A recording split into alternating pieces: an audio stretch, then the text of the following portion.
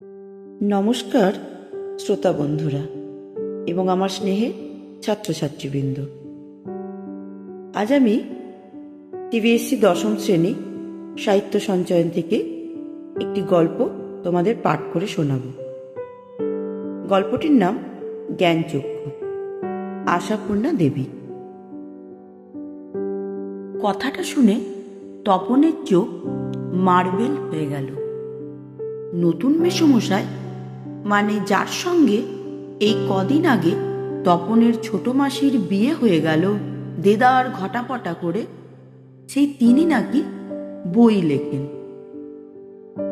সেসব বই নাকি ছাপাও হয়। অনেক বই ছাপা হয়েছে মেসোর। তার মানে তপনের নতুন মেসোমশাই একজন লেখক, সত্যিকার লেখক। জলজ্যান্ত একজন লেখককে এত কাছ থেকে কখনো দেখেনি তপন। দেখা যায় তাই জানতো না। লেখকরা যে তপনের বাবা, ছোট মামা বা মেজ কাকুর মতো মানুষ, এ বিষয়ে সন্দেহ ছিল তপনের। কিন্তু নতুন মেসোকে দেখে জ্ঞানচক্ষু খুলে গেল তপনের। আশ্চর্য, কোথাও কিছু উল্টো পাল্টা নেই, অন্য রকম নেই, একেবারে নিছক মানুষ। সেই ওদের মতোই দাড়ি কামান, সিগারেট খান, খেতে বসে আরে ব্যাস এত কখনো খাওয়া যায় বলে অর্ধেক তুলিয়ে দেন। স্নানের সময় স্নান করেন এবং ঘুমের সময় ঘুমন। তাছাড়া ঠিক ছোট মামাদের মতোই খবরের কাগজের সব কথা নিয়ে প্রবলভাবে গল্প করেন, তর্ক করেন, আর শেষ পর্যন্ত এদেশের কিচ্ছু হবে না বলে সিনেমা দেখতে চলে যান। কি বেড়াতে বেরোন সেজেগুজে। মামার বাড়িতে এই বিয়ে উপলক্ষেই এসেছে তপন, আর ছুটি আছে বলেই রয়ে গেছে। ওদিকে মেসোরও নাকি গরমের ছুটি চলছে, তাই মেসো শ্বশুর বাড়িতে এসে রয়েছেন কদিন। তাই অহরহই জলজ্যান্ত একজন লেখককে দেখবার সুযোগ হবেই তপনের। আর সেই সুযোগেই দেখতে পাচ্ছে তপন লেখক মানে কোনো আকাশ থেকে পড়া জীব নয়, তপনদের মতোই মানুষ। তবে তপনেরই বা লেখক হতে বাধা কি? মেসোমশাই কলেজের প্রফেসর, এখন ছুটি চলছে, তাই সেই সুযোগে শ্বশুর বাড়িতেই রয়ে গেছেন কদিন। আর সেই সুযোগে দিব্যি একখানি দিবা নিদ্রা দিচ্ছিলেন। ছোট মাসি সেই দিকে ধাবিত হয়। তপন অবশ্য না করে প্রবল আপত্তি তোলে, কিন্তু কে শোনে তার কথা? ততক্ষণে তো গল্প ছোট মেসোর হাতে চলেই গেছে। হইচই করে দিয়ে দিয়েছে ছোট মাসি তার ঘুম ভাঙিয়ে। তপন অবশ্য মাসির এই হইচইতে মনে মনে পুলকিত হয়। মুখে করলেও হয়, কারণ লেখার প্রকৃত মূল্য বুঝলে নতুন মেসোই বুঝবে। রত্নের মূল্য জহুরির কাছে। একটু পরে ছোট মেসো ডেকে পাঠান তপনকে, এবং বোধ করি নতুন বিয়ের শ্বশুর বাড়ির ছেলেকে খুশি করতে বলে ওঠেন, তপন, তোমার গল্প তো দিব্যি হয়েছে, একটু কারেকশন করে করে দিলে ছাপাতে দেওয়া চলে। তপন প্রথমটা ভাবে ঠাট্টা, কিন্তু যখন দেখে মেসোর মুখে করুণার ছাপ, তখন আহ্লাদে কাঁদো কাঁদো হয়ে যায়। তাহলে বাপু, তুমি ওর গল্পটা ছাপিয়ে দিও, মাসি বলে। মেসোর উপযুক্ত কাজ হবে সেটা। মেসো তেমনি করুণার মূর্তিতে বলেন, তা দেওয়া যায়। আমি বললে সন্ধ্যাতারার সম্পাদক না করতে পারবে না। ঠিক আছে তপন, তোমার গল্প আমি ছাপিয়ে দেব। বিকেলে চায়ের টেবিলে ওঠে কথাটা, আর সবাই তপনের গল্প শুনে হাসে। কিন্তু মেশো বলেন, না না, আমি বলছি তপনের হাত আছে, চোখও আছে, নচেত এই বয়সের ছেলেমেয়েরা গল্প লিখতে গেলেই তো হয় রাজা রানীর গল্প লেখে, নয়তো খুন, জখম, অ্যাক্সিডেন্ট, অথবা না খেতে পেয়ে মরে যাওয়া, এইসব মাল মশলা নিয়ে বসে। তপন যে সেই দিকে যায়নি, শুধু ওর ভর্তি হওয়ার দিনের অভিজ্ঞতা আর অনুভূতির বিষয় নিয়ে লিখেছে, এটা খুব ভালো, ওর হবে। তপন বিহ্বল দৃষ্টিতে তাকায়। তারপর ছুটি ফুরোলে মেশো গল্পটি নিয়ে চলে গেলেন। তপন কৃতার্থ হয়ে বসে বসে দিন গোনে। এই কথাটাই ভাবছে তপন রাত দিন। ছেলেবেলা থেকেই তো রাশি রাশি গল্প শুনেছে তপন, আর এখন বস্তা বস্তা পড়ছে। কাজেই গল্প জিনিসটা যে কি সেটা জানতে তো বাকি নেই। শুধু এইটাই জানা ছিল না, সেটা এমনই সহজ মানুষই লিখতে পারে। নতুন মেশোকে দেখে জানলো সেটা। তবে আর পাইকে তপনকে। দুপুর বেলা সবাই যখন নিথর নিথর, তখন তপন আস্তে একটি খাতা, হোমটাস্কের খাতা আর কি, বিয়ে বাড়িতেও যেটি মা না আনিয়ে ছাড়েননি, আর কলমটি নিয়ে 3 তলার সিঁড়িতে উঠে গেল। আর তোমরা বিশ্বাস করবে কিনা জানি না, একা শোনে বসে লিখেও ফেললো আস্ত একটা গল্প। লেখার পর যখন পড়লো, গায়ে কাঁটা দিয়ে উঠল তপনের, মাথার চুল খাড়া হয়ে উঠল। এ কি ব্যাপার, এই যে সত্যিই হুবহু গল্পের মতোই লাগছে। তার মানে সত্যিই একটা গল্প লিখে ফেলেছে তপন। তার মানে তপনকে এখন লেখক বলা চলে। হঠাৎ ভয়ানক একটা উত্তেজনা অনুভব করে তপন, আর দুধ দাঁড়িয়ে নিচে নেমে এসে ছোট মাসিকেই বলে বসে, ছোট মাসি, একটা গল্প লিখেছি। ছোট মাসি ওর চিরকালের বন্ধু, বয়সে বছর 8 বড় হলেও সমবয়সী। কাজেই মামার বাড়ি এলে সবকিছুই ছোট মাসির কাছে।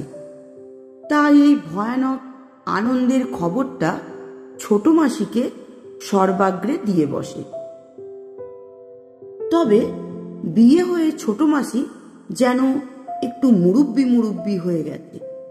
তাই গল্পটা সবটা না পড়েই একটু চোখ বুলিয়ে বেশ পিঠ চাপড়ানোর সুরে বলে, উমা, এ তো বেশ লিখেছিস রে। কোনোখান থেকে টুগলিফাই করিসনি তো? ছোট মাসি, ভালো হবে না বলছি। আরে বাবা, খেপতিস কেন? জিজ্ঞেস করছি বই তো নয়। রোস তোর মেসোমশাইকে দেখায়। কিন্তু গেলেন তো গেলেনই যে। কোথায় গল্পের সেই 8-60 ছাপার অক্ষরে গাঁথা চেহারাটি, যার জন্যে হাঁ করে আছে তপন? মামার বাড়ি থেকে বাড়িতে চলে এসো। এদিকে বাড়িতে তপনের নাম হয়ে গেছে কবি, সাহিত্যিক, কথাশিল্পী। আর উঠতে বসতে ঠাট্টা করছে, তোর হবে। হ্যাঁ বাবা, তোর হবে। তবু এইসব ঠাট্টা তামাশার মধ্যে তপন আরো 2-3টে গল্প লিখে ফেলেছে। ছুটি ফুরিয়ে এসেছে, হোম টাস্ক হয়ে ওঠেনি, তবুও লিখছে, লুকিয়ে লিখছে, যেন নেশাই পেয়েছে। তারপর ছুটি ফুরলো, রীতিমতো পড়া শুরু হয়েছে। প্রথম গল্পটি সম্পর্কে একেবারে আশা ছাড়া হয়ে গেছে। বিষণ্ণ মন নিয়ে বসে আছে, এমন সময় ঘটল সেই ঘটনা।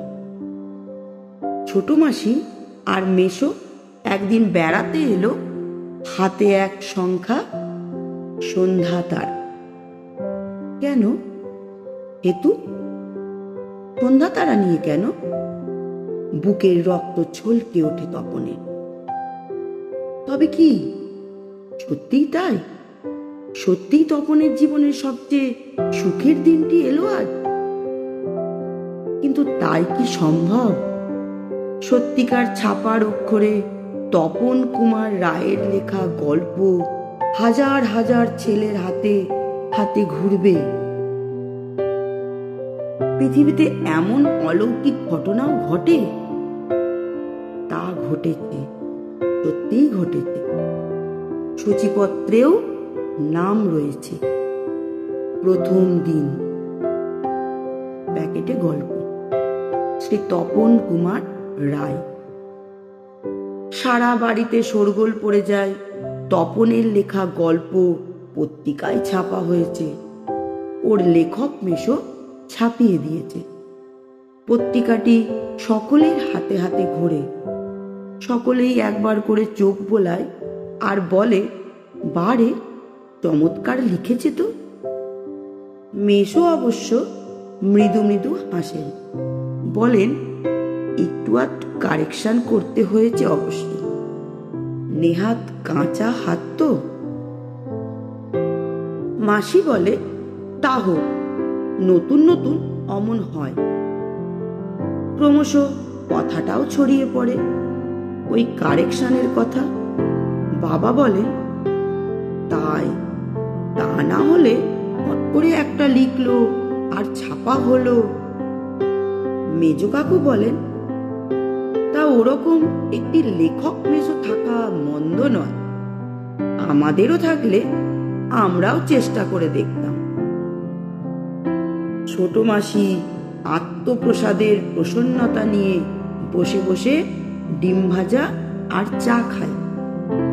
মেসো শুধু কফি।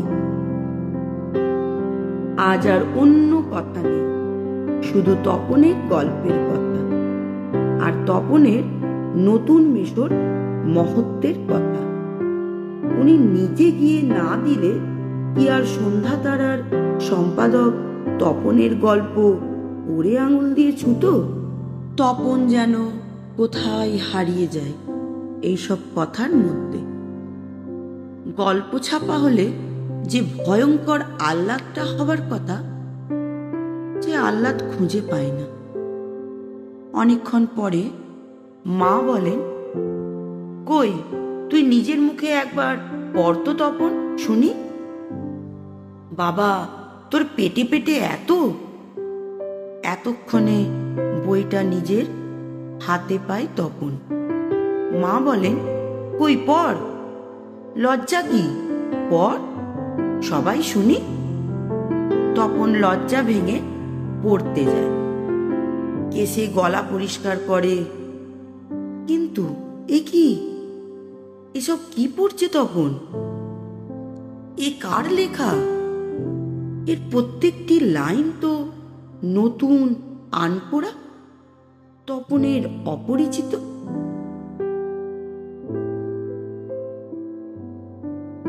এর মধ্যে তপন কোথা?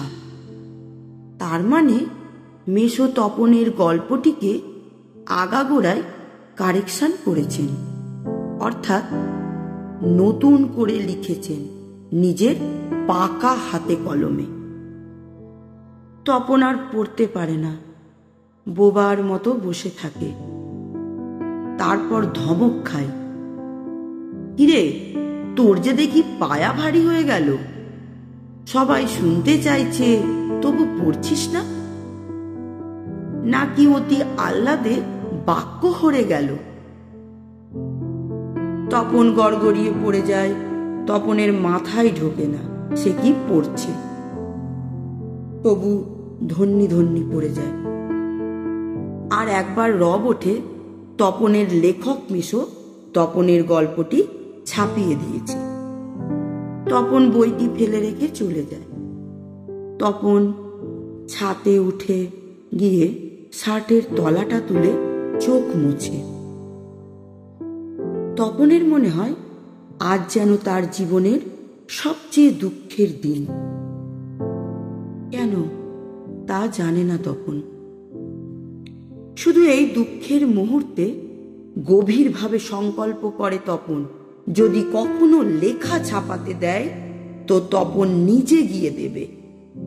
নিজের কাঁচা লেখা ছাপা হয় হোক, না হয় না হোক। তপনকে যেন আর কখনো শুনতে না হয় অমুক তপনের লেখা ছাপিয়ে দিয়েছে। আর তপনকে যেন নিজের গল্প পড়তে বসে অন্যের লেখা লাইন পড়তে না হয়। তার চেয়ে দুঃখের কিছু নেই, তার থেকে অপমানের। গল্পটির পাঠ এইখানেই শেষ হলো। আমি আমার স্নেহের ছাত্রছাত্রীবৃন্দ এবং শ্রোতা বন্ধুদের উদ্দেশ্যে বলছি যে তোমরা এরপরে কোন গল্প শুনতে চাও অবশ্যই কমেন্ট বক্সে জানিও।